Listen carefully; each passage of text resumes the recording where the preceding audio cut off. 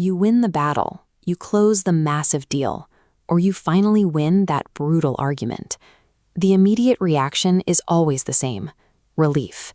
You throw a metaphorical shovelful of dirt on the conflict, celebrate, and move on. But here is where the danger actually begins. You might consider the conflict completely over. The person who lost absolutely does not. If you leave even the smallest piece of burning material behind, given enough time and oxygen, it will reignite. The same rule applies to human conflict. Leaving a dispute only partially resolved allows resentment to quietly smolder. Confusing a temporary win with a permanent fix creates a ticking clock. It forces a difficult question. How many of the victories in your past are actually just enemies waiting in the dark? This concept has lethal historical roots. In ancient China, the kingdom of Wu found itself locked in a prolonged, grinding war. The king's chief advisor, a minister named Wu Zhu, saw a distinct pattern in the region. He warned his ruler that a neighboring kingdom, Yue, was quietly gathering strength, and advised the king to eliminate this rising threat completely before it was too late. The king ignored the advice. Worse, he grew paranoid that his own minister was plotting against him. In a fit of rage, the king ordered Wu Zhu to kill himself. The loyal minister obeyed, but not before issuing one final warning about the neighboring kingdom. Years later, the exact scenario the minister predicted came to pass. The Yue army marched into the kingdom of Wu and surrounded the palace. The king only realized his mistake when his forces were entirely overrun, because dealing with them is uncomfortable, right up until they mutate into unavoidable crises. When someone is publicly humiliated or defeated, they rarely just accept it. If that humiliation becomes tied to their identity, forgiveness is off the table. The defeat hardens directly into pure resentment. This triggers a quiet incubation period. While you relax, assuming you've won, they are highly motivated. They study your habits, they learn your blind spots, and they wait patiently for you to become careless.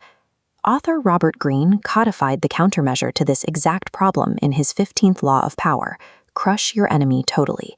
It is easily the most controversial rule in his book, but people consistently misunderstand how to apply this today. They read the word crush and think it means physically harming competitors or ruthlessly ruining reputations. That is a complete misreading of the text. The real danger is the quiet vengeance fueled by their lingering ego. Neutralizing that kind of motivation requires a practical, structural response rather than personal aggression. You have to separate the symptom, the person attacking you, from the source, which is the vulnerability they are exploiting. This diagram shows exactly how that looks in business. If a competitor steals your customers, you could lower your prices, forcing them to lower theirs, trapping both of you in an endless loop.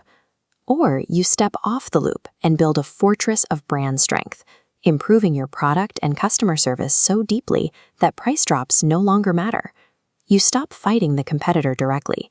Instead, you create something so difficult to copy that their ability to hurt your margins becomes completely irrelevant.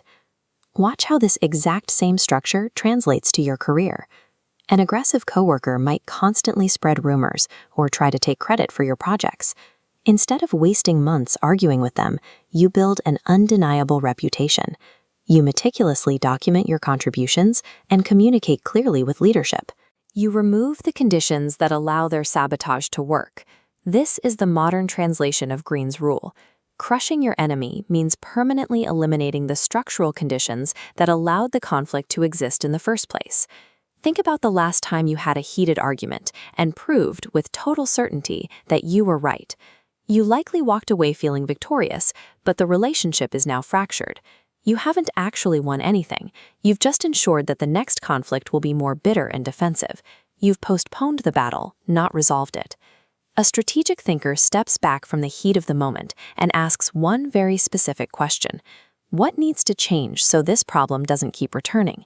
This shift in perspective moves you away from the ego-driven need to defeat the person standing in front of you. True power is found in the objective necessity of solving the root problem so thoroughly that it ceases to exist. There is another way to apply Law 15 that seems backward at first: total withdrawal. If a relationship is consistently destructive or a competitor has vastly more resources, fighting them directly is a trap. In these cases, removing your time, attention, and energy from their reach is the most complete form of resolution. But be careful not to fall into paranoia. Strategic thinking requires you to know the difference between a simple disagreement and genuine hostility. Don't waste energy creating enemies where none exist. The greatest victory isn't standing over a defeated opponent.